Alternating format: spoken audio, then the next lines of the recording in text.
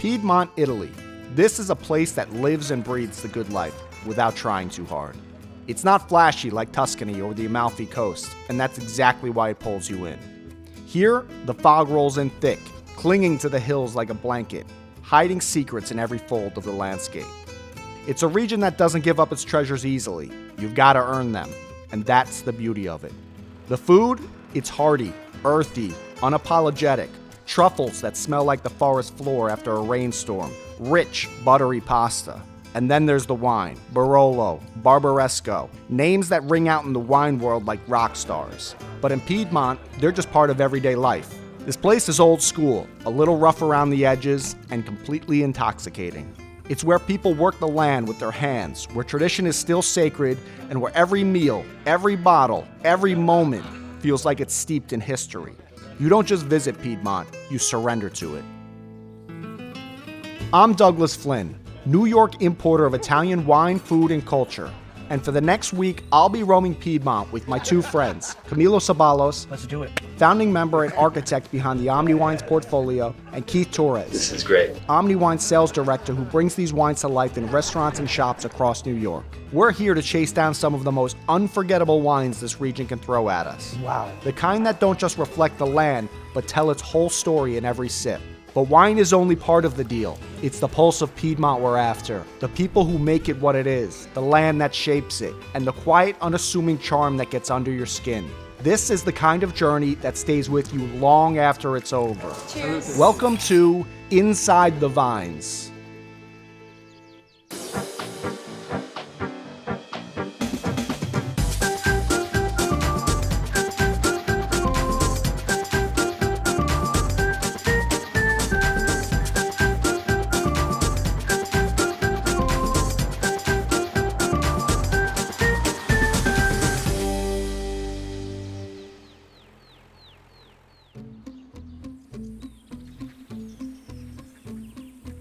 So yeah, we're at Carussin today at this family winery that's just a gem in our portfolio, but also really important for its region, for what it's doing and how they're farming and how they're working. I know you love these wines. absolutely. Yeah, I'm super excited. This is kind of a new experience for me. Yeah. And to see the way they work, I've heard a lot about it, but to see it firsthand, I'm super excited about it. I mean, I will tell you this, you'll never look at another bottle of their wine ever again the same way, because you won't see a glass, you'll see people, you'll see a tradition and you'll see an innovation. So let's do it. I'm looking forward to meeting the donkeys and tasting the beer. Oh, you'll meet donkeys, pigs too.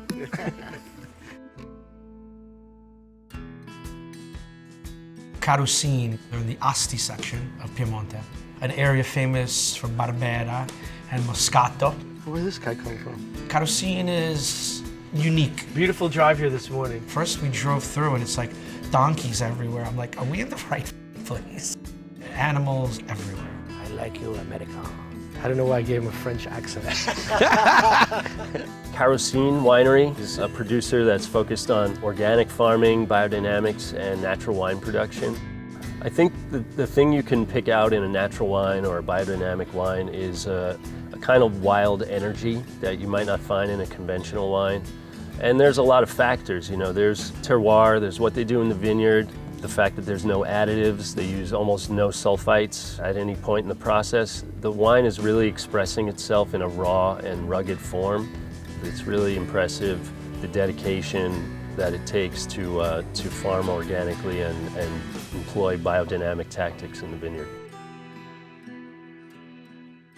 Ciao, buongiorno. So today we're going to meet Matteo and Luca. Matteo and Luca are two brothers who run the winery. Luca's just an incredible guy.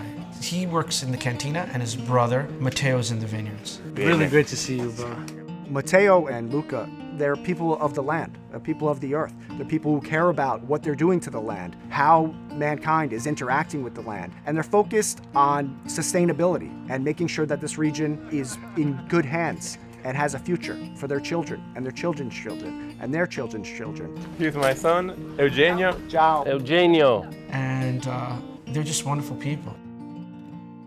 And your mom's around too? Oh yeah, she's good. I can't wait to see her. She's getting the food ready.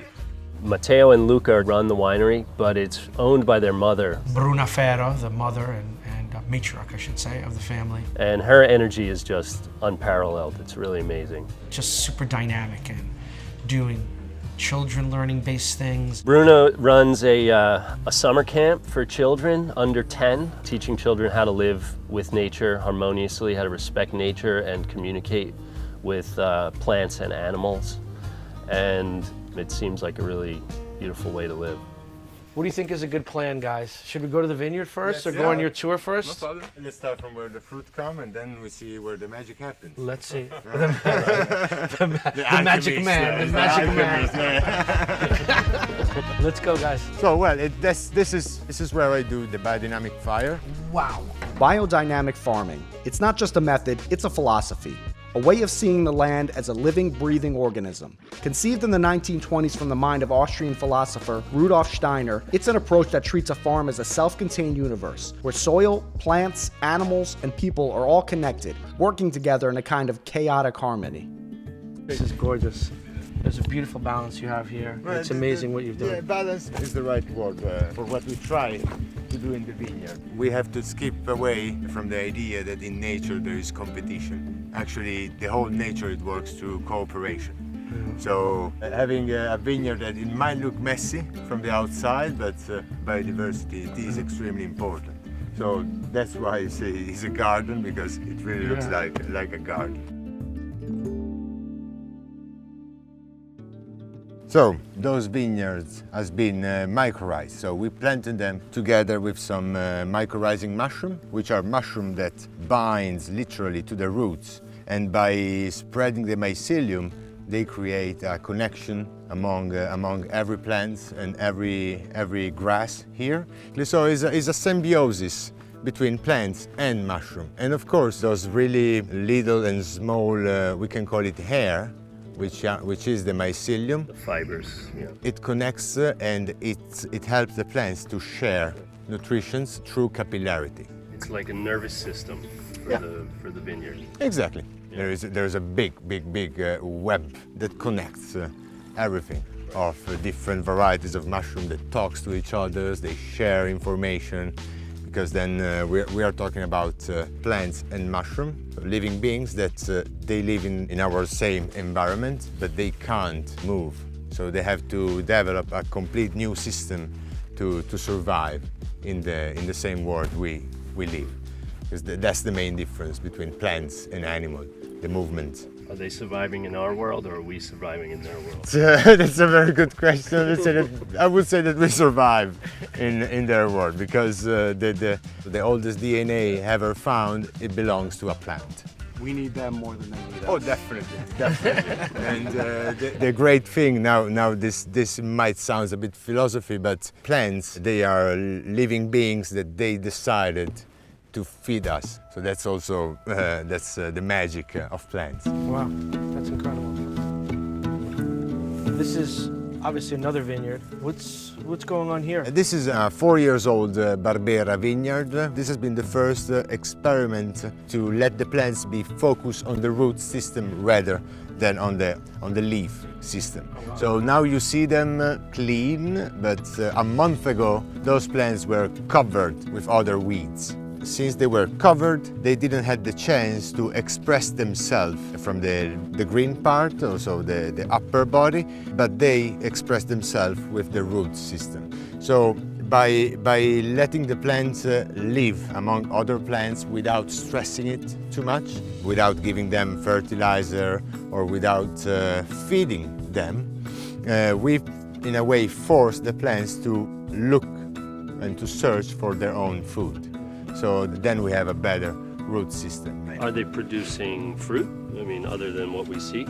No. From this year, no. From next year, we're gonna work as regular vine plants. Okay, so you're establishing them with the deep roots. Exactly. And you let them Exactly. And then the produce production will come after. Giving them a foundation instead of putting them right to work almost. Exactly. With so many changes up and down in temperature, crazy years, weather events, giving a real stability will create more consistency with the quality of the fruit that he gets. So is it entirely about adapting to the climate and sustainability, or does it add complexity to the grapes as well, having this root system? Is there Well, anything to that? I think the two things are strictly related because complexity in the grape is strictly connected to a complexity of where the plant is. So more diversity there is in the soil around the plants and better product you will get.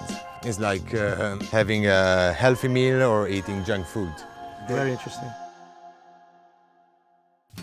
So this vineyard, this belongs to 1970, and there are also older one that belongs to the 40s. Wow. 1970. And here you can see I think they're doing better. Matteo, what are you trying to accomplish with biodynamic farming? I would say to keep the soil and the plants as much sustainable and natural as possible. Having a healthier environment thanks to the biodynamic and thanks to what biodynamic means. It heals what we see and it helps what we don't see. I want to achieve a more complexity in the vineyard to raise the individualism of the plants. So to let the plants step away from the human help, from the farming condition they are in. Matteo, this tree is growing like right next to the vine. You know, Yes. It's like their roots must be completely Entangled. Yeah. Yeah.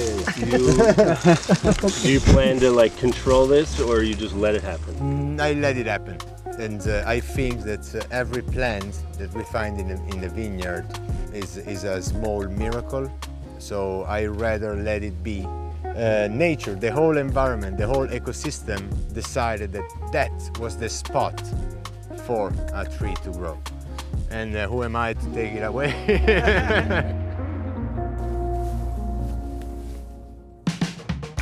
Incredible difference here. This is your neighbor's vineyard, and this is your biodynamic vineyard. I mean, to me, I notice immediately there's tons of vegetation here. Well, we see two completely different approach to the same job, growing grapes. Yeah. I random grabbed a piece of soil. It's full of life, things happening. Exactly, it's Things are soft entangled. and Also walking up here is like a pillow. It's like, yeah, exactly. backwards. And if I do the same here, there's nothing. There's no roots, there's no life. If it's a healthy soil, it should remain soft. But if I press this one, this is just clay. And those plants are alive just because they are constantly fed with synthesized chemicals, synthesized fertilizer. They've almost been trained, these vines, to not rely on themselves or for nature. This is a plant slavery, you can say that. You know, it's kind of amazing standing here between these two. It's like looking at that, it's like it's been let overgrown. If you don't know about how much work you're doing and how you're cultivating this environment, it's like nobody's taking care of that over there. It looks like, it very It's looks like like. somebody should get to work over there. But you're doing so much work over there and so much thinking and analyzing, and it's really incredible. Yeah, And we might not have the same quantity of production, but we care about the quality.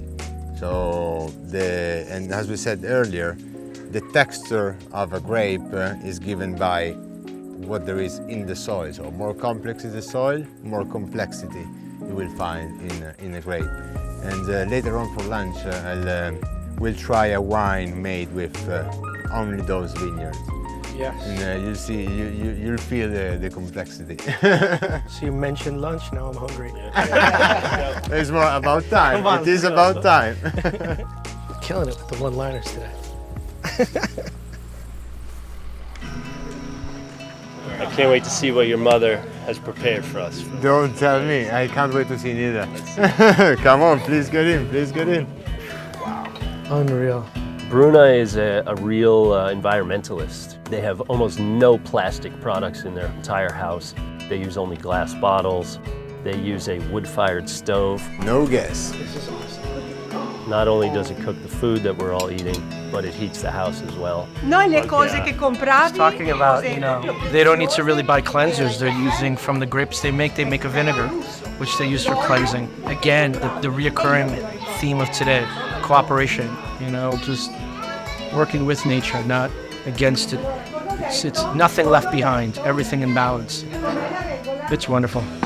Okay, so take a seat. Yes. Now we're gonna eat? Yes. Let's go. Wow, so today Bruna really made an amazing feast for us. Wow, this is the real deal, guys. She's making bagna cauda, which is a very classic dish of the area. There is a candle in it because you pour bagna cauda in, you turn on the light so it heats, keeps on heating, and then you use the veggies as a scoop to eat it. Yes, this is a very social lunch. It's the dish that they always make for the people who help them during the harvest, so it's a special thing to share with all these people. And it's based on anchovies, garlic, and olive oil.